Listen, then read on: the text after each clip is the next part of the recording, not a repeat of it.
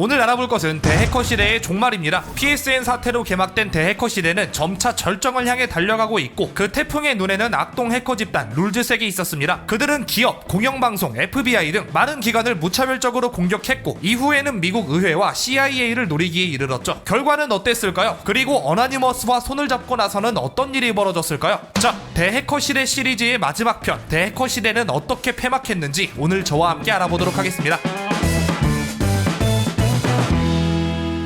전편 줄거리 세 줄 요약 한번 해볼게요. 하나, 사소한 일로 시작된 PSN 해킹 사태로 인해 전세계 해커들이 날뛰기 시작함. 둘, 그중 일기당천이었던 룰즈색이 여러 기업과 기관을 무력화시키며 악명을 떨침. 셋, 이후 룰즈색은 더 큰 곳을 노리게 되었고 FBI를 비롯한 수사기관들은 물밑에서 그들을 노리게 됨. 깔끔하죠? 파란의 주인공 룰즈색에 대한 이야기부터 시작해 봅시다. 쭉 봐오셨다면 알겠지만 얘네는 태생이 그냥 지들 재밌자고 해킹하는 애들이었어요. 그러다 보니 좀 뜻밖의 사건들도 있었는데 예를 좀 들어보자 하면 6월 9일 영국의 국민건강보험공단 NHS를 향한 룰즈색의 트윗이 게시됩니다. 그들의 데이터베이스 목록이 첨부된 채 말이죠. NHS는 씨발 이번엔 우리 차례인가? 하며 첨부 파일을 클릭했지만 중요한 정보는 모두 가려진 채 이런 글이 적혀 있었습니다. 인터넷을 횡단하던 중 너희의 중요한 정보를 우연히 발견했다. 당신들의 업무는 훌륭하기 때문에 해를 끼치지 않고 그저 도움을 주고자 한다. 라는 내용일 뿐이었죠. 전형적인 뽐내기식의 퍼포먼스긴 했지만 그래도 뜻밖이긴 하죠. 또 6월 13일에는 엘더스크롤 폴아웃 시리즈로 유명한 베레스다를 언급하는데 내용은 다음과 같습니다.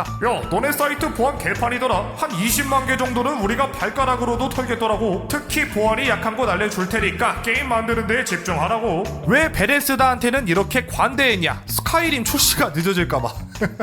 야, 푸스로다는 인정이지. 하지만 태생이 악독인 그들이 항상 미적지근한 일만을 벌일 수는 없는 법. 그들은 같은 날 큰 거 한 방을 터뜨립니다. 바로 미국 상원의회의 내부 데이터를 유출한 사건이었죠. 비록 공개된 정보는 민감하지 않은 것들이었지만 그들은 이것이 고작 일부라고 주장했습니다. 해킹은 곧 전쟁 행위로 취급될 수 있다는 결정에 대한 보복이었죠. 여기 당신들의 내부 데이터를 가져와 봤습니다. 신사 여러분, 혹시 이것도 전쟁 행위인가요? 그리고 사흘 뒤 더욱더 큰 게 오고 말았죠. 탱고 다운 CIA for the Lords. 탱고 다운은 타겟을 사살했다는 교전 용어입니다. 그럼 이게 무슨 뜻이에요? 재미를 위해 CIA를 다운시켰다. 아니나 달라 당시 CIA 웹사이트는 디도스 공격을 직방으로 맞아 마탱이가 간 상태였습니다. 디도스 공격은 따지자면 물량발로 밀어버리는 개념이거든요. 그 경인대 첩대 10만 명이 가서 사이트 터뜨린 거 그런 느낌인데 근데 얘네 고작 7명이랬잖아. 어떻게 물량발로 밀어붙였대? 훗날 밝혀지기로는 멤버 중 하나인 케일라가 보유한 감염된 기계만 무려 80만 개였다고 합니다. 야, 이건 일기당천도 아니고 일기당 800만이네. 국가의 압력에도 전혀 위축되지 않은 채 오히려 더 크고 높은 곳을 집요하게 노리던 룰즈색. 당시 그들의 팔로워 수만 무려 22만에 이를 만큼 그들의 동조하는 사람들이 하나둘 늘어갔죠. 때문에 그들은 더욱더 큰 이벤트를 준비합니다. 저번 편에선 거의 룰즈색에 대한 이야기밖에 안 했죠. 근데 이 시리즈는 엄연히 어나니머스 특집입니다. 그럼 우리의 주인공 어나니머스는 대체 언제 등장하냐? 바로 6월 20일 룰즈색이 준비한 빅 이벤트의 주역으로 등장했죠. 그들은 오퍼레이션 안티색이란 작전과 함께 이런 궐기문을 발표합니다. The government and white-hat security terrorists across the world continue to dominate and control our internet ocean. Welcome to Operation Anti-Security. To increase efforts, we are now teaming up with the Anonymous Collective and all affiliated battleships. Your skin and race are not important. It's now or never. Come aboard. We're expecting you. History begins today. Lulz Security.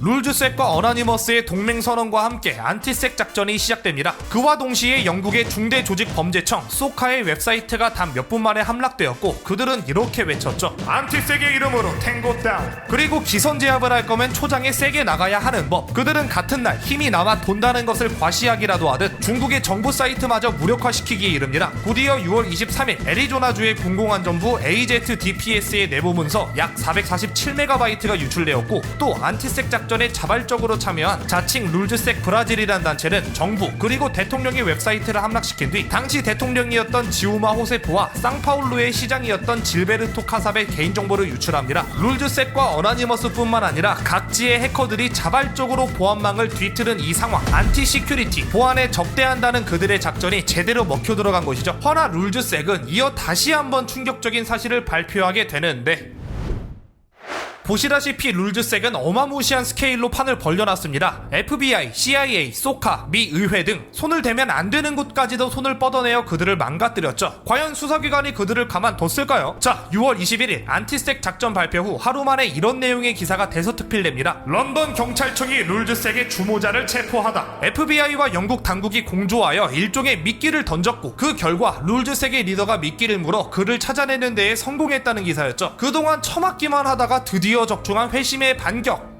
갑작스레 리더를 잃은 룰즈색은 비통함에 잠겨 이런 트윗을 남깁니다. 우리의 영광스러운 리더가 잡혀 들어갔다. 이제 나 끝이야. 잠깐, 우리 아직 여기 있는데? 어떤 불쌍한 병신을 잡아간 거야? 라고 비웃으며 자신들의 철옹성을 자랑했지만 구속된 사람이 룰즈색의 핵심 인물 중 하나인 제이크 데이비스와 긴밀한 관계였다는 것이 밝혀집니다. 또 룰즈색 멤버들끼리 나눴던 대화 내용이 로렐라이 베일리란 여성에 의해 유출된 적이 있었거든요. FBI는 이 여성의 주택을 급습, 모든 장비를 압수수색하는 등 룰즈색의 목을 점점 옥죄어 나가기 시작했습니다. 때문에 6월 26일 자정 룰즈색 창설로부터 정확히 50일이 되는 날 다음과 같은 사실을 발표하죠. Friends around the globe, we are Lul Security, and this is our final release. For the past 50 days we've been disrupting and exposing possibly everything.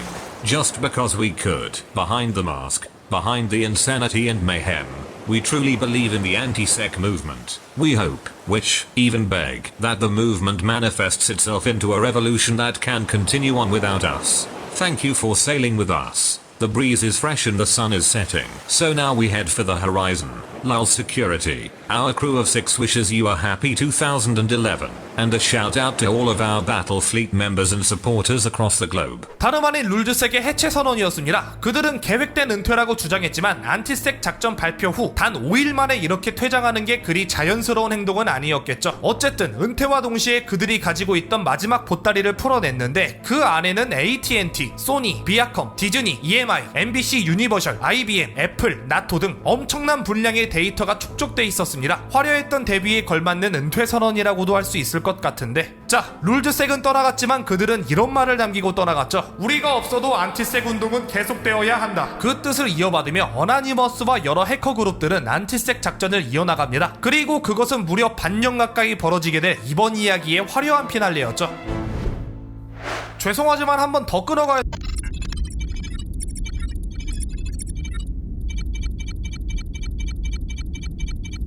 Tango down in the name of anti-sec. 이 말을 듣게 된 기간은 너무나도 많았습니다. 11년 6월부터 11월까지 약 반년간 벌어진 안티색 운동. 그 과정에서 몇십 개의 기관들이 무참히 털려나갔으니까요. 대표적으로 어떤 일들이 있었냐면 7월 4일 스크립티 키리스란 그룹이 팍스뉴스의 트위터 계정을 해킹하여 오바마 대통령이 암살되었다는 허위 뉴스를 게재합니다. 해당 사건으로 미 합중국의 비밀 경호국이 즉시 수사에 착수했으나 그들은 이어 화이자의 페이스북을 해킹한 뒤 여기를 안티색 관련 내용으로 도배해버렸죠. 7월 8일 어나니머스는 FBI와 계약한 엔지니어 회사 IRC 페데랄을 급습합니다. 내부 데이터베이스 문서와 개인 이메일이 도난당하며 기밀 프로젝트의 문서까지 외부로 유출되는 참사가 벌어졌죠. 이어 7월 21일 북대서양 조약기구 나토로부터 약 1GB의 데이터를 입수한 뒤 몇 장의 PDF 문서를 공개하였으나 일부 데이터는 너무나도 민감하여 이것만큼은 전부 밝힐 수 없다는 입장을 표합니다. 7월 29일 FBI와 계약된 맨테크 인터내셔널이 해킹당합니다. 또한 같은 서버에서 호스팅되는 다른 법 집행 웹사이트를 공격하여 약 10GB의 데이터를 수집했죠. 그와 동시에 이런 메시지를 전달합니다. 체포된 모든 어나니머스 회원을 석방하라. 아니면 이거 다 까발린다. 실제로 안티색 운동 진행 과정 중 많은 회원이 구속되었고 그들은 민감한 정보를 볼모로 이들을 구출하려 했던 것입니다. 허나 상대는 범죄와의 타협을 절대 허용하지 않는 미국의 수사기관. 그들이 무대응으로 일관하자 결국 8월 16일 FBI의 부국장인 리차드 그라시아의 이메일에서 얻어낸 약 1GB의 민감한 정보들을 공개했고 뒤이어 9월 1일 토피어리란 인물을 구속한 것에 대한 보복으로 텍사스 경찰청장 협회를 공격합니다. 토피어리가 누군데요? 그건 좀 이따 얘기하기로 하고 계속해서 10월 21일엔 아예 국제경찰청장 협회의 내부 데이터까지 유출시키며 총 40개 이상의 국가기관을 안티색의 이름으로 탱고 다운시켰죠. 실제로 이 안티색 작전은 2011년을 뜨겁게 달궜던 키워드입니다. 가장 무정부주의에 가까웠던 한 해가 바로 2011년이 아닐까 싶은데 허나 계속되는 수사기관들의 압박으로 인해 점차 안티색 운동도 힘을 잃어갔고 결국 2011년 11월의 해킹을 마지막으로 대장정은 마무리됩니다. 아, 그래서 토피어리가 누구냐고! 그게 누구냐? 바로 룰즈색의 대변인 역할을 맡고 있던 핵심 인물 중 한 명이었죠.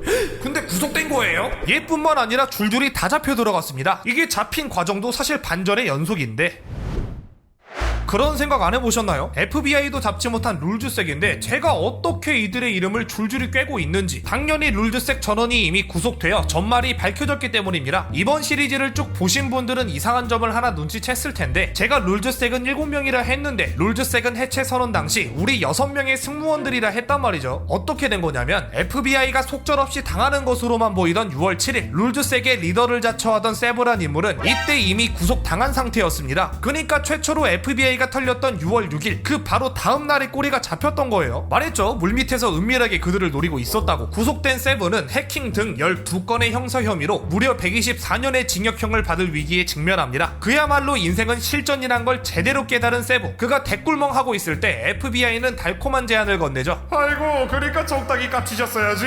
우리가 만만했나봐요. 이를 어째 124년이면 뭐 세상 빛은 오늘 보는 게 끝이겠네. 죄송합니다. 아저씨 아니까요. 시키는 거 다 할게요.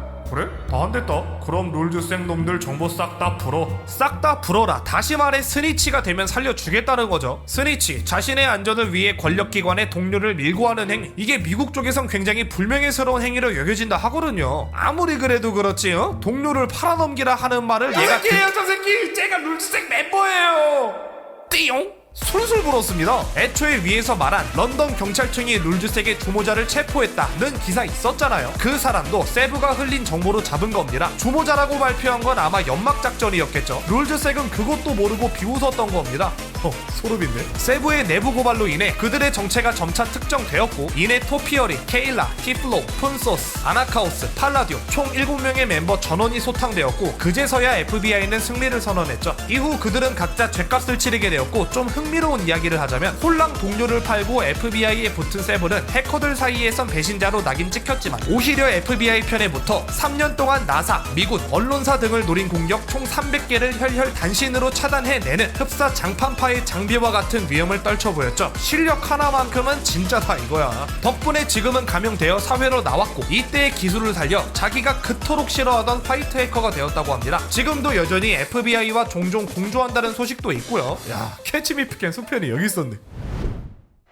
자, 이로써 기나긴 대해커실의 3부작이 모두 끝이 났습니다. 여러분들은 이 사건을 어떻게 보셨나요? 저는 VR로 봤습니다. 3D일 줄 알았지? 제가 흥미 유발을 위해서 좀 오락적으로 표현했지만 룰즈색을 비롯한 많은 해커들이 벌인 행위는 분명한 범죄입니다. 이걸 실드치면 절대 안 돼요. 기관을 상대로 벌인 해킹은 그렇다 쳐도 기업을 상대로 벌인 해킹에서 가장 많이 훼손된 것은 다름 아닌 그 기업의 고객인 개인들, 즉 우리들의 정보였으니까요. 하지만 이 사건이 우리에게 던지는 메시지가 무엇일지 한번 생각해볼 여유는 있겠죠. 우리나라만 해도 2011년에만 농협 전산망 마비, 네이트 개인정보 유출, 메이플스토리 개인정보 유출 등 기업들의 보안망이 너무 허술하게 뚫리는 모습을 여러 번 보였습니다. 대해커 시대는 개인정보를 관리하는 기업과 기관의 보안이 얼마나 허술한지 전 세계에 까발리는 폭로방송이나 다름없었던 거죠. 실제로 2011년 이전에는 해킹 공격에 대한 법률이 유명무실할 정도로 뜨뜻미지근했는데 소잃고 외양간 고치는 격이긴 해도 이후 굉장히 빡세게 강화되었거든요. 이 때문에 룰즈색과 그들이 벌인 안티색 운동을 사이버 테러라고도 하지만 동시에 해킹을 통해 나의 뜻을 알리는 이른바 핵티비즘의 성격을 띈다고도 평가합니다. 법망 바깥에서 보안을 비웃던 해커들의 시대, 여러분들은 창문에 돌을 던지던 이 해커들을 어떻게 바라보십니까? 그들의 돌팔매질에 담긴 메시지는 시대 관통적이었습니까? 아니면 그저 어린아이들의 근사한 영웅심리였습니까? 옳고 그름의 판단은 여러분들에게 맡기겠습니다. 또 보죠.